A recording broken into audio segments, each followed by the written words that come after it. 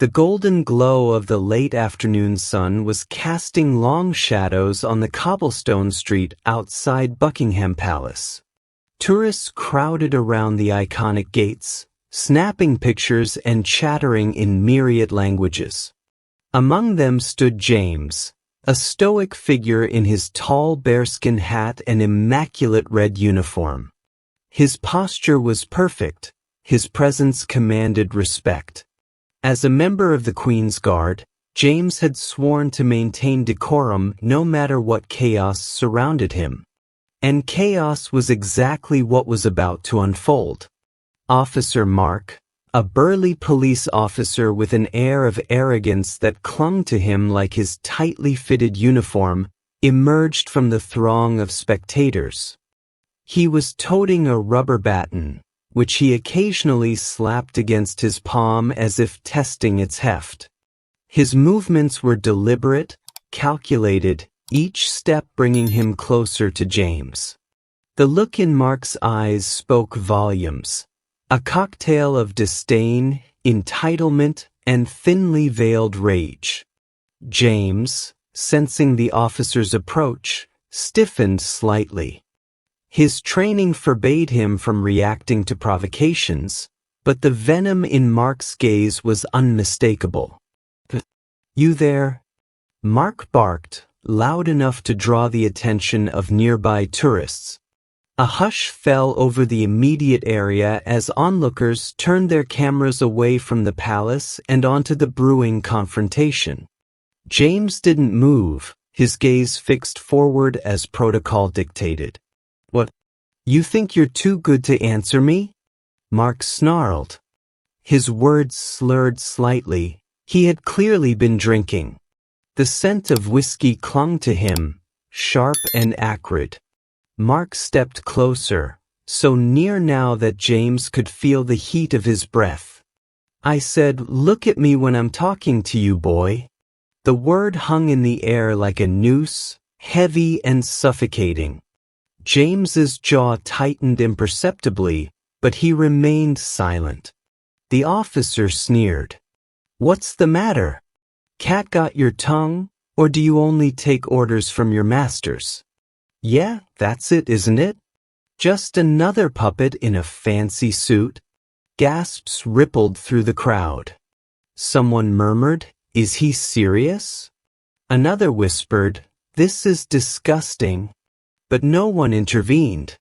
The onlookers were frozen, trapped between outrage and fear of escalating the situation. Mark raised the baton and tapped it mockingly against the brim of James's hat. "What's this then? Hiding under your little fuzzy helmet? You think wearing this makes you better than the rest of us? Nah, you'll always just be what you are, nothing." James's grip on his rifle tightened, his knuckles whitening under the strain. Still, he said nothing. The officer, emboldened by the lack of response, grew louder. He turned to the crowd, gesturing wildly at James. "Look at him, standing there like he's king of the bloody world. Bet he thinks he's special, but he's just here for show. A token. That's what they call it, right? A quota to fill?" Laughter erupted from a small group of men nearby, clearly Mark's cronies, who had been watching from a distance. Their guffaws were cruel and sharp, slicing through the thickening tension. Mark leaned in closer, his voice dropping to a menacing whisper that only James could hear. "You don't belong here, boy. People like you never did and never will." Suddenly, Mark shoved James hard against the iron gates. The impact sent a clang reverberating through the air. Camera shutters clicked furiously, capturing every second of the altercation. James stumbled but quickly regained his footing, his discipline holding firm. He straightened his uniform with quiet dignity, refusing to meet Mark's gaze. This only enraged the officer further. He raised the baton, the rubber weapon gleaming menacingly in the sunlight. "You want me to teach you some respect?" Before Mark could follow through with his threat, a voice cut through the air like a whip. "Officer Mark, stand down immediately." A commanding policewoman had appeared, her presence authoritative and unyielding. She stormed toward the scene, her face a mask of fury. The crowd parted for her as if she were Moses at the Red Sea. Mark hesitated, his baton still poised midair. He glanced around, realizing the spectacle he had created. His face flushed a deep crimson, whether from embarrassment or rage was unclear. The policewoman squared her shoulders, her voice laced with disgust. "You've crossed the line, Mark. Put the baton down and step away from the guardsman." "No." Mark lowered the baton reluctantly, his bravado shrinking under her glare. "I was just—" "Save it," she snapped. "Your behavior is reprehensible, and you'll be answering for it." As she turned to James, her expression softened. "Are you all right, sir?"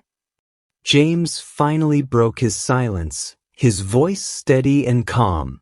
"I'm fine, ma'am. Thank you." The policewoman nodded before addressing the crowd. "Ladies and gentlemen, please disperse. There's nothing more to see here." She cast a sharp look at Mark's cronies, who quickly melted into the crowd.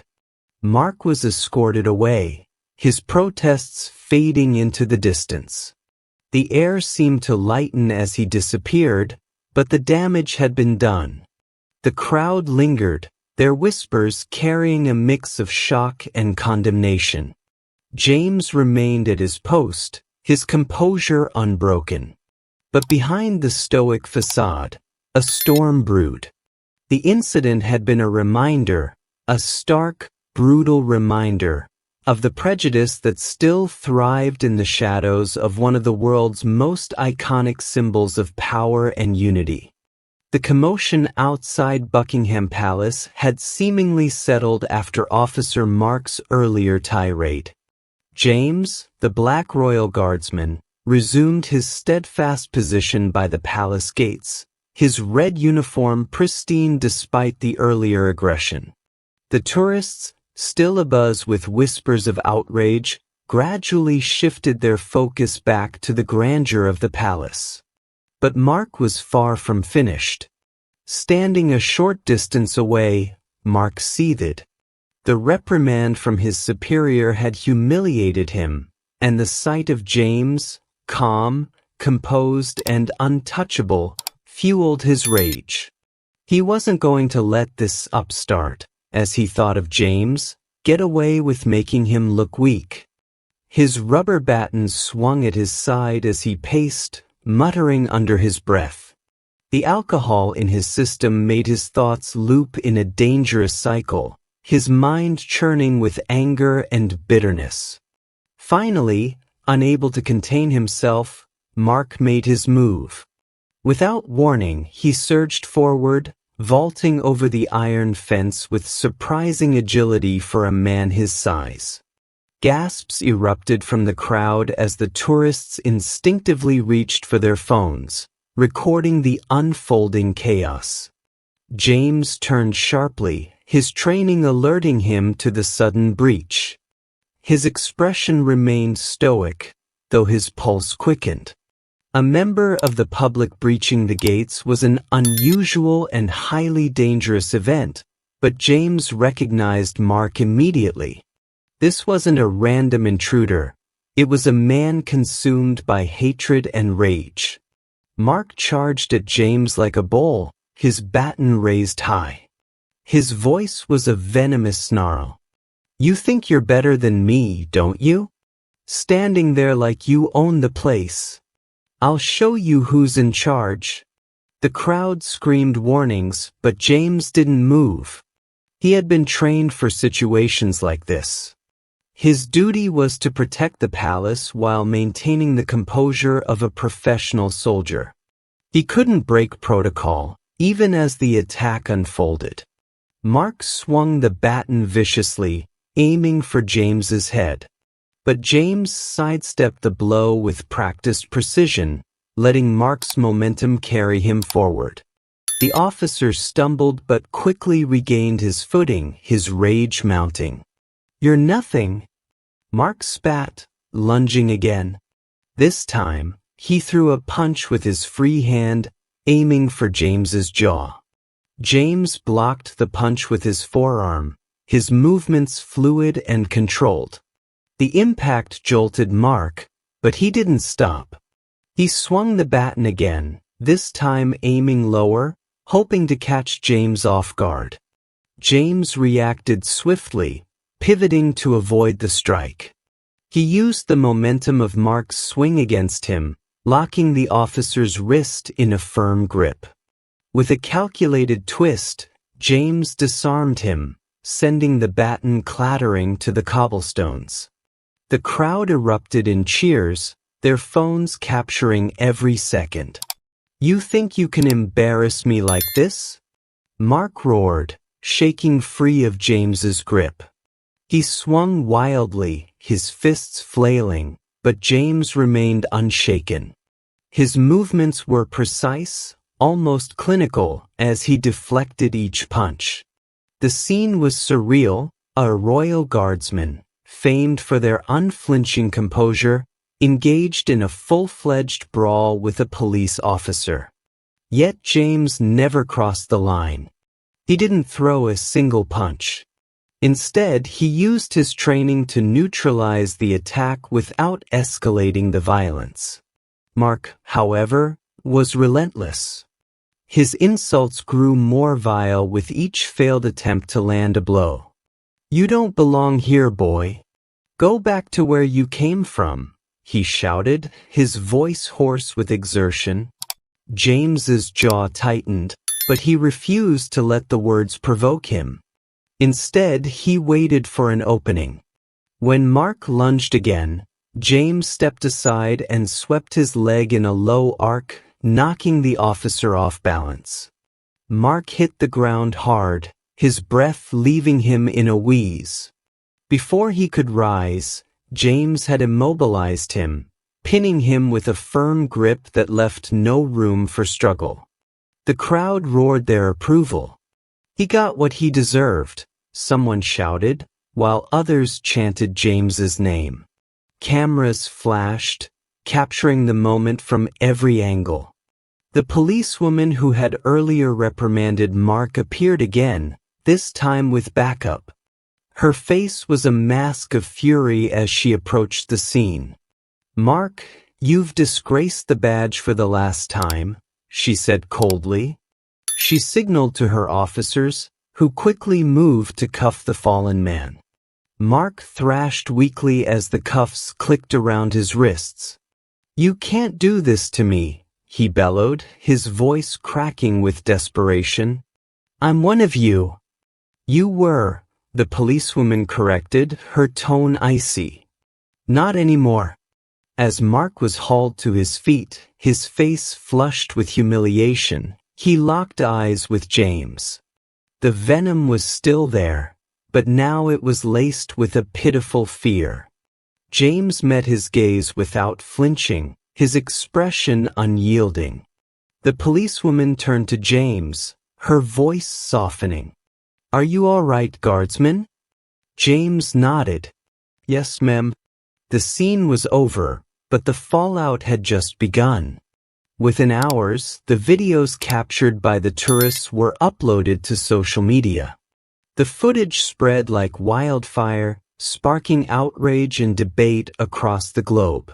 Headlines blared, "Racist officer attacks Black Royal Guardsman outside Buckingham Palace." The incident became a symbol of the ongoing struggle against racism and abuse of power. James was hailed as a hero, his calm professionalism in the face of such hatred earning him admiration worldwide. Mark, meanwhile, faced not only the loss of his career but also the scorn of a public that would not tolerate his behavior. But for James, the ordeal was more than a viral moment. It was a painful reminder of the prejudice he had faced throughout his life. As the world debated and dissected the footage, James returned to his post, standing tall and resolute.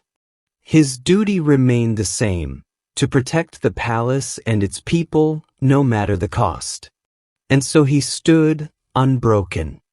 The air outside Buckingham Palace buzzed with tension as Mark, the disgraced officer, was hauled to his feet.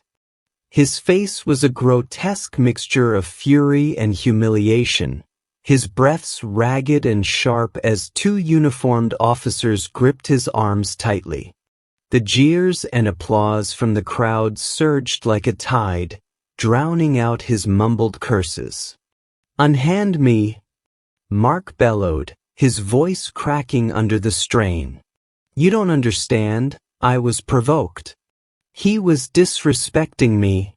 But his protests only fueled the crowd's disdain. People gathered closer, their smartphones held high, recording every second of his downfall. The once commanding officer was reduced to a desperate figure, his uniform disheveled and his composure shattered. The policewoman who had reprimanded him earlier now stood before him, her stern gaze unwavering. Her presence exuded authority, and the crowd, sensing justice in the making, grew silent to hear her words. "Mark, you're under arrest for assault, conduct unbecoming of an officer, and violating public trust," she declared firmly. Her voice cut through the commotion like a blade, each word weighted with the gravity of the situation. "You've brought disgrace to the badge you wear. You will answer for your actions?" Mark's face twisted in outrage. "Disgrace? To the badge? I've served this city for 20 years. And this is how I'm repaid? Because of him?" He jerked his head toward James, who stood a few feet away, his posture as unyielding as ever. "He disrespected me. He humiliated me in front of everyone." The policewoman didn't flinch. "You humiliated yourself, Mark," she retorted coldly. "You attacked a man without provocation, broke the law, and disgraced your duty. Your actions were caught on dozens of cameras. There's no escaping the truth." The crowd erupted in cheers and applause, their collective voice rising like a wave of vindication. People shouted words of encouragement to James, who remained stoic, his gaze fixed ahead. Though he maintained his professional demeanor, the brief flicker of gratitude in his eyes revealed the strength he drew from the support of the onlookers. Mark struggled against the officers holding him, his voice growing hoarse. "You can't do this to me. I've given everything to this job. This is a setup. I'm being framed." His cries grew more desperate as the reality of his situation began to sink in. The officers began to lead him away, but Mark's resistance only intensified. He planted his feet and twisted his body, his face contorted in a mix of rage and despair. "You're all blind," he shouted at the crowd. "You're falling for his act. He's not a hero, he's just a..." His voice trailed off as he realized his words were only inciting more anger from the witnesses. "Shame on you," a woman in the crowd shouted, her voice filled with indignation. "He's the only one who showed any dignity today." "Get him out of here," yelled another man, his tone echoing the collective sentiment. Mark's head snapped toward the crowd, his eyes darting frantically as if searching for someone, anyone, to support him. But all he saw were scornful glares and recording phones. He was alone, his authority stripped away, his power reduced to ashes. The policewoman raised a hand, signaling for quiet. "Enough," she commanded, her voice steady but firm. She turned to James, who stood as solid as the palace behind him. "Guardsman James, "Are you certain you're unharmed?" she asked, her tone softer now, laced with respect. James nodded, his voice calm and measured. "Yes, ma'am. I'm unharmed. Thank you for your swift intervention." The crowd cheered again, this time louder, their applause reverberating through the cobblestone square. Tourists and locals alike raised their voices in support of James, chanting his name. "James, James, James."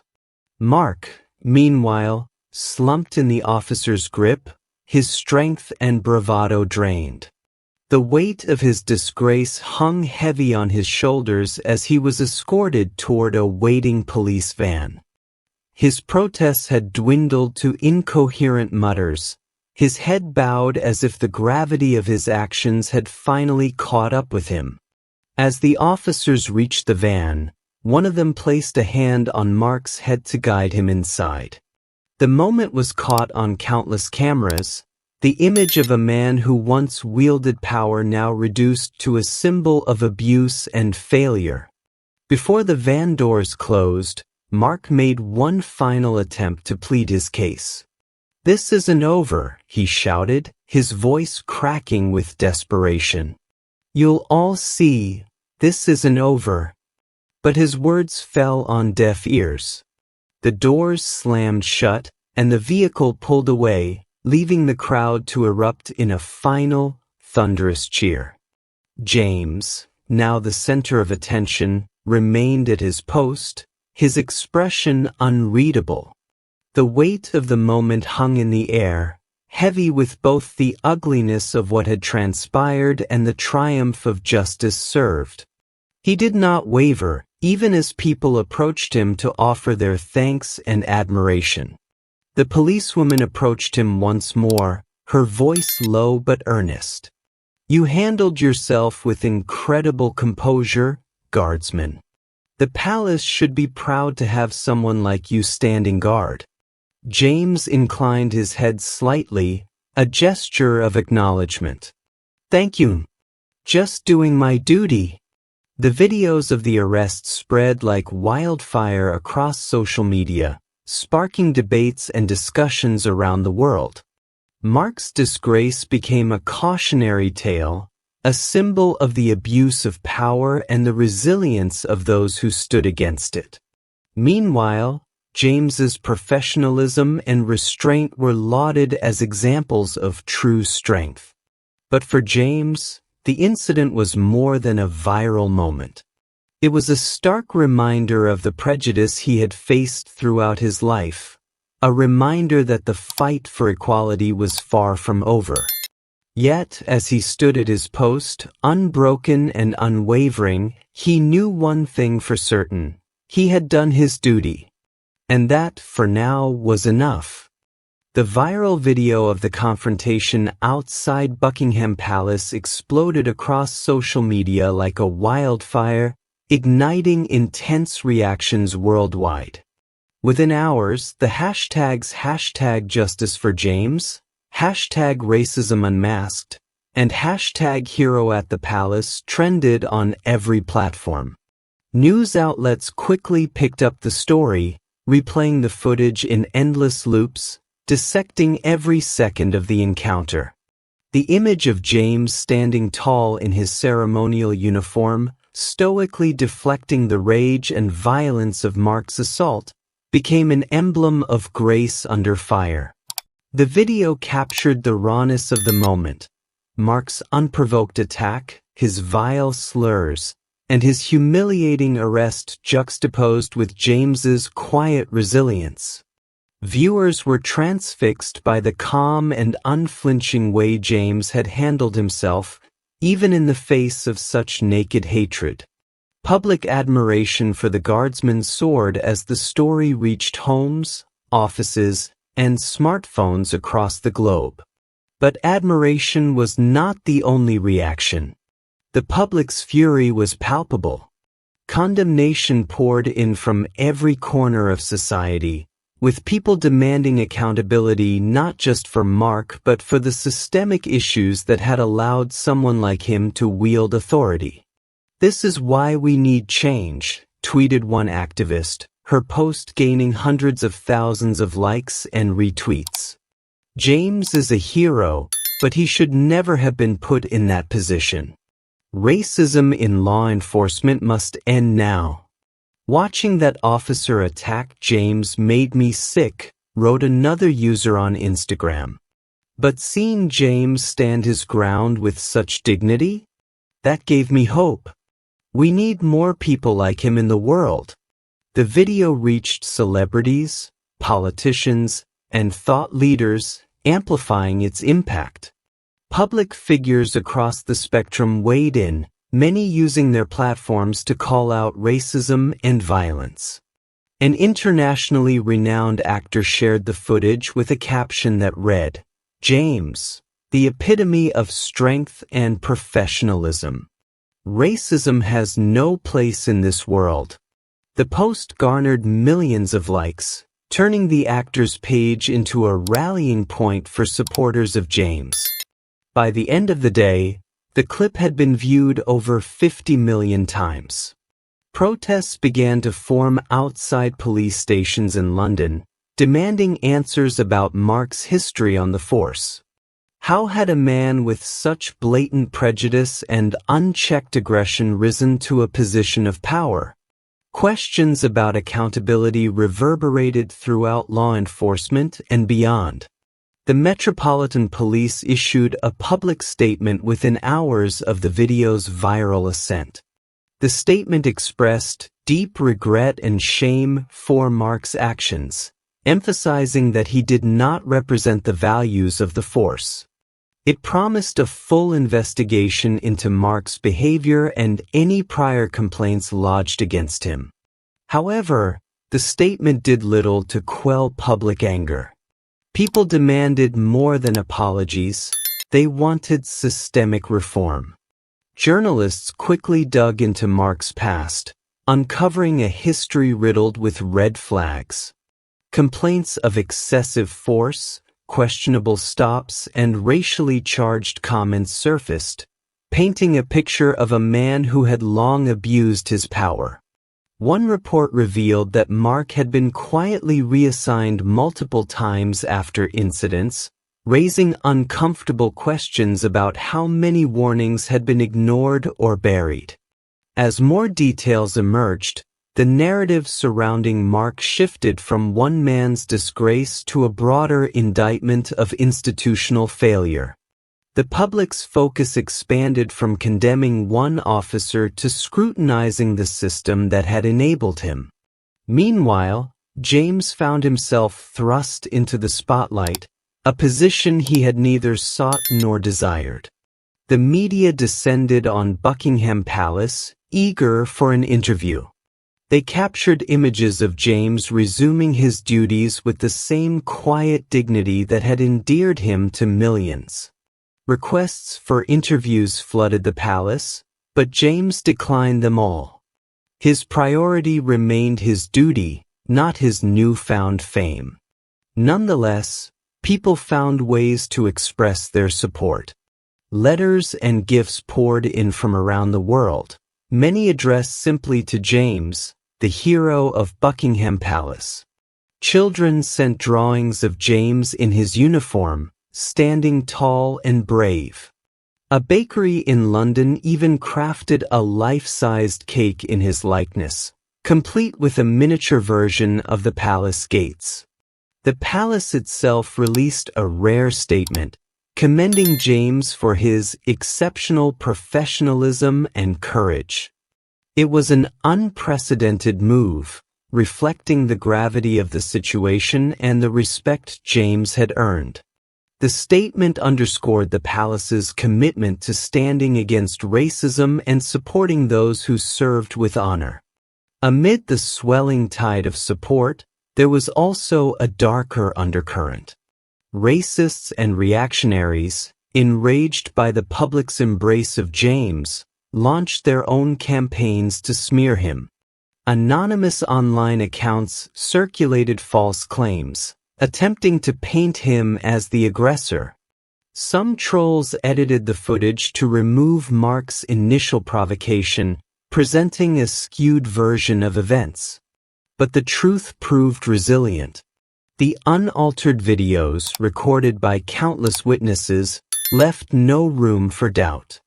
Experts analyzed the footage frame by frame, validating James's restraint and professionalism. Even law enforcement veterans came forward, praising James's actions as a textbook example of de-escalation. In the days following the incident, protests grew larger and more organized. Marches filled the streets of London, with placards bearing slogans like "Stand with James" and "No to Racism, Yes to Justice." Speakers shared personal stories of discrimination, connecting James's experience to the broader struggle for equality. At the heart of it all, James remained steadfast. Though his name and image had become symbols of hope and resistance, he viewed himself as just another soldier doing his job. He confided in his closest colleagues that the attention felt overwhelming, even uncomfortable. But he also recognized the importance of the moment. If his ordeal could spark meaningful change, then perhaps it had been worth enduring. The incident also brought unexpected moments of healing. Members of the public who had witnessed the attack in person reached out to James, sharing how his composure had inspired them. One woman, who had filmed the encounter and uploaded the video that went viral, sent him a heartfelt letter. "You didn't just stand your ground that day," she wrote. "You stood for all of us who've ever felt silenced or powerless." Mark, meanwhile, faced a rapidly escalating series of consequences. His arrest marked the beginning of a legal and professional reckoning. The Metropolitan Police stripped him of his badge and launched an internal review to identify those who had enabled his misconduct. Public opinion was merciless, with even his own former colleagues distancing themselves from his actions. As public pressure mounted, politicians announced plans for reforms aimed at increasing transparency and accountability in law enforcement. Committees were formed, hearings scheduled, and legislation drafted, all spurred by the outrage sparked by Mark's attack on James. For James, the journey was far from over. The incident had thrust him into a battle he hadn't asked for, but one he felt compelled to see through. As the protests continued and the world debated the implications of what had happened, James stood firm, a symbol of resilience and the power of quiet courage. And as the sun set over Buckingham Palace each evening, casting its golden glow on the gates where it all began, James remained at his post, unbroken, unwavering, and unbowed. The trial of former officer Mark began under the glare of intense public scrutiny. News outlets dubbed it the Buckingham Palace assault case, and its proceedings were closely followed by millions. From the moment Mark was charged with assault and incitement to racial hatred, the case became a focal point for discussions about racism, power, and accountability. The courthouse was packed on the first day of the trial. Protesters gathered outside, carrying placards with slogans like "Justice for James" and "No Place for Hate." The tension in the air was palpable, and the weight of public expectation loomed over the courtroom like a storm cloud. Mark, who had arrived in handcuffs and flanked by guards, looked disheveled and gaunt. The arrogance that had fueled his actions outside Buckingham Palace was nowhere to be seen. Instead, he appeared haunted, his shoulders hunched under the weight of his disgrace. James, by contrast, was the embodiment of composure as he took the stand. Dressed in his formal uniform, he maintained the same stoic dignity that had defined him during the incident. His calm testimony detailed the events of that fateful day, describing Mark's unprovoked aggression and the hateful language he had used. "I have faced challenges in my line of work," James said, his voice steady but firm, "but never anything so blatant or so personal. My duty is to serve and protect, and that duty does not waver in the face of hatred." The prosecution presented the video evidence, which had already been seen by millions around the world. The footage was played in silence, the courtroom tense as Mark's actions were laid bare. Every swing of his baton, every hateful word he had hurled at James, was on full display. The jury watched intently, their expressions ranging from disbelief to disgust. The prosecution also called witnesses who had been present at the scene. Tourists who had filmed the incident recounted their shock and outrage. A woman who had been standing near the gates described how she had clutched her child tightly as Mark lunged at James, fearing the worst. "I've never seen anything like it," she said, her voice trembling. The hate in his eyes, it was terrifying. And James? He just stood there, calm as ever, like a true professional. He didn't deserve any of it. The defense, meanwhile, struggled to mount a credible argument. Mark's lawyer attempted to portray the former officer as a man under stress, claiming that years of dealing with difficult situations had left him emotionally frayed. He was provoked, the lawyer argued, though the evidence showed otherwise. "My client acted out of frustration, not malice." The argument fell flat. The prosecutor quickly dismantled it, pointing out Mark's long history of misconduct. Complaints about his aggressive behavior and racial bias had been lodged repeatedly over the years, yet they had been swept under the rug. This was not an isolated incident, the prosecutor declared. This was the culmination of years of unchecked prejudice and abuse of power. Mark attacked James not out of frustration, but out of hatred. As the trial progressed, Mark's attempts to justify his actions grew increasingly desperate. He took the stand in his own defense, his voice trembling as he insisted he had been misunderstood. "I'm not a racist," he claimed. "I was just doing my job, trying to maintain order." That guardsman, he looked at me like I was nothing, like I didn't matter. The courtroom murmured in disbelief at his words. James's quiet dignity, even as he listened to the excuses, was a stark contrast to Mark's flailing attempts at redemption. The turning point came when the prosecution introduced evidence of Mark's online activity. Posts from his private social media accounts revealed a pattern of racist rhetoric and inflammatory comments. One particularly damning post, made just weeks before the incident, read, "They don't belong here. This country's going to hell, and it's their fault." When confronted with the posts, Mark faltered. His lawyer tried to argue that the accounts had been hacked, but the evidence was overwhelming. The prosecution's case was airtight.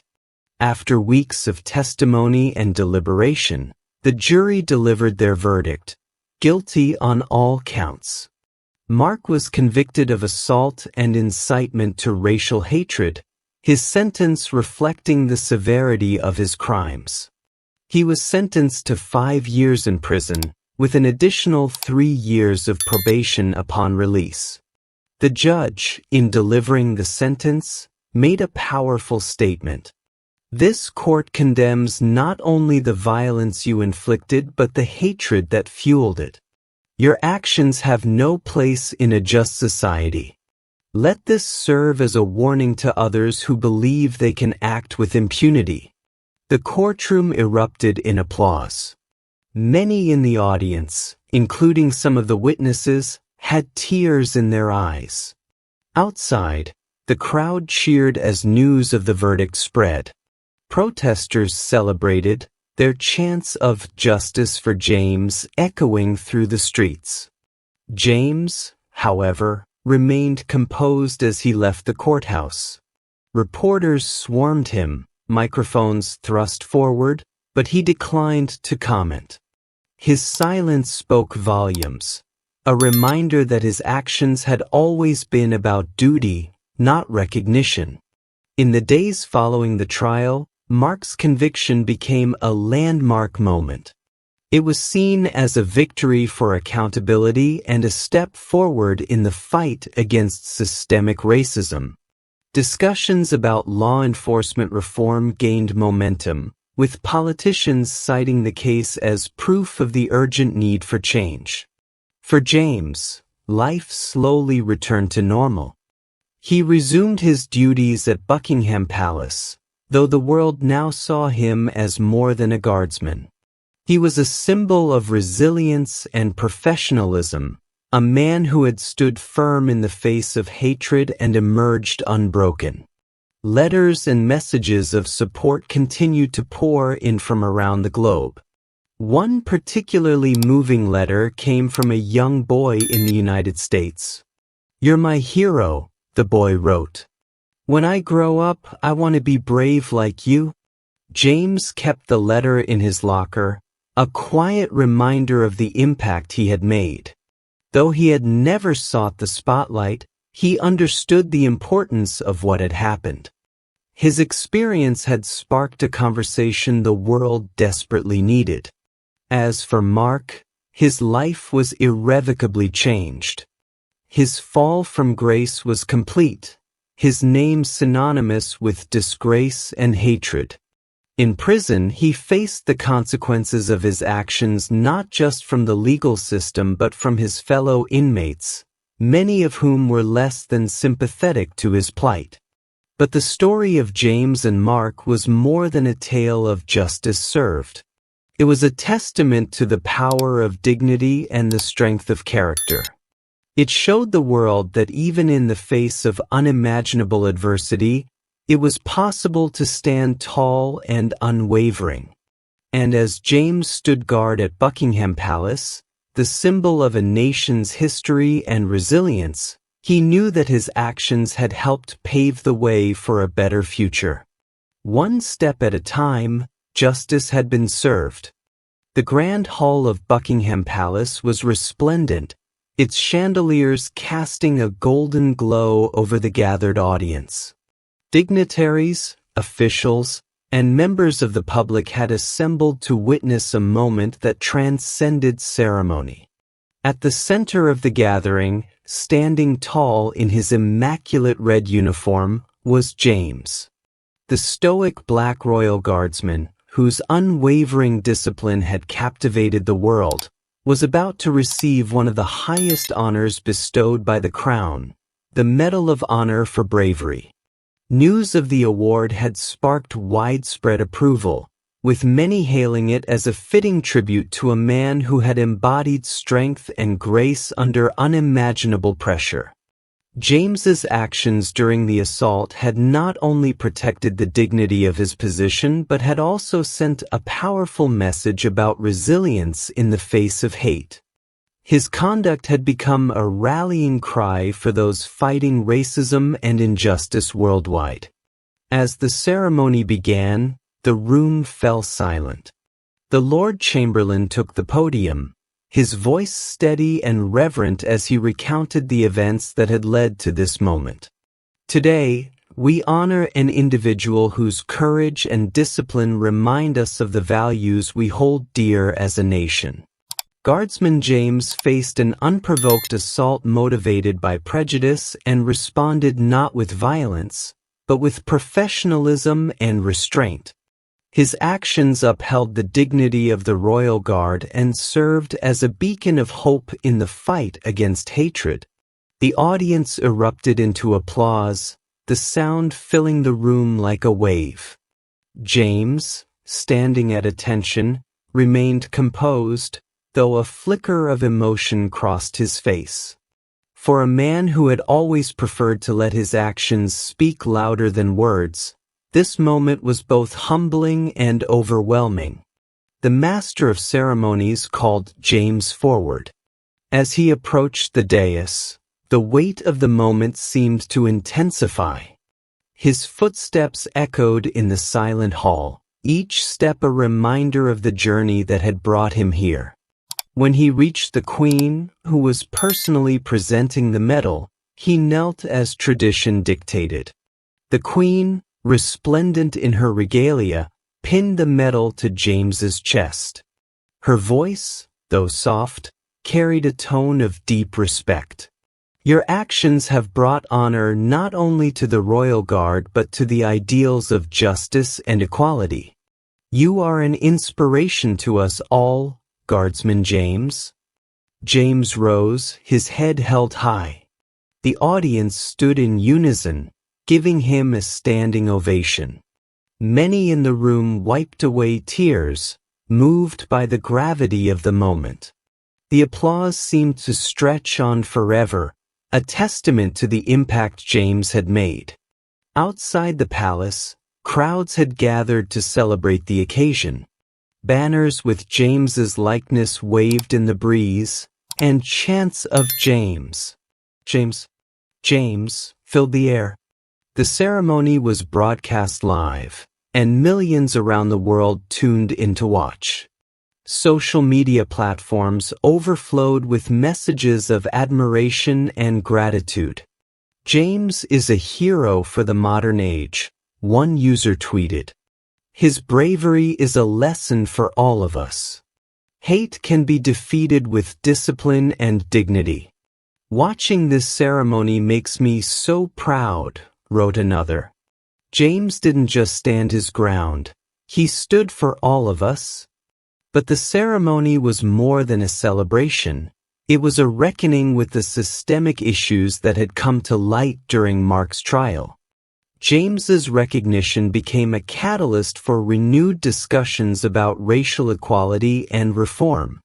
The government announced initiatives to address racism in law enforcement, citing James as an example of the integrity and courage needed to combat prejudice. Despite the accolades and public adulation, James remained remarkably grounded. When reporters approached him after the ceremony, he spoke with the same quiet humility that had defined his actions from the start. This medal is not just for me, he said. It's for everyone who stands up against hate, who faces adversity with strength and dignity. I'm honored, but there is still much work to be done. His words resonated deeply, sparking further conversations about the role of individuals in creating systemic change. Activists pointed to James as proof that one person's actions could inspire a movement. Schools began including his story in lessons about resilience and justice, teaching a new generation about the power of discipline and moral courage. As the weeks turned into months, the impact of James's recognition continued to ripple outward. Invitations to speak at events poured in, but James declined most of them, preferring to focus on his duties. However, he made exceptions for events aimed at fostering understanding and dialogue about racism and equality. At one such event, he delivered a speech that left the audience spellbound.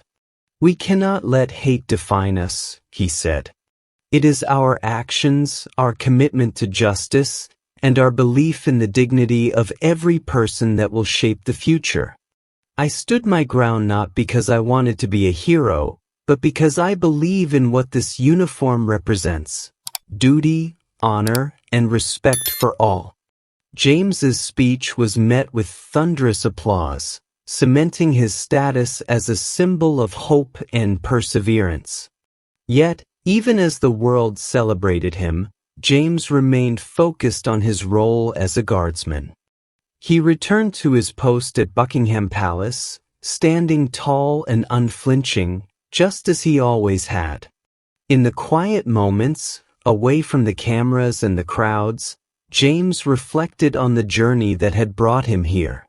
The assault, the trial, and now the recognition had changed his life forever, but they had also reinforced his belief in the values he held dear. He carried the weight of his medal not as a burden, but as a reminder of the responsibility that came with it. For James, the Medal of Honor was more than a decoration. It was a testament to the enduring power of resilience and the unyielding fight against hate. And as he stood guard outside the palace, the weight of history behind him and the promise of progress ahead, James knew one thing for certain. His actions had mattered, and the world was better for it.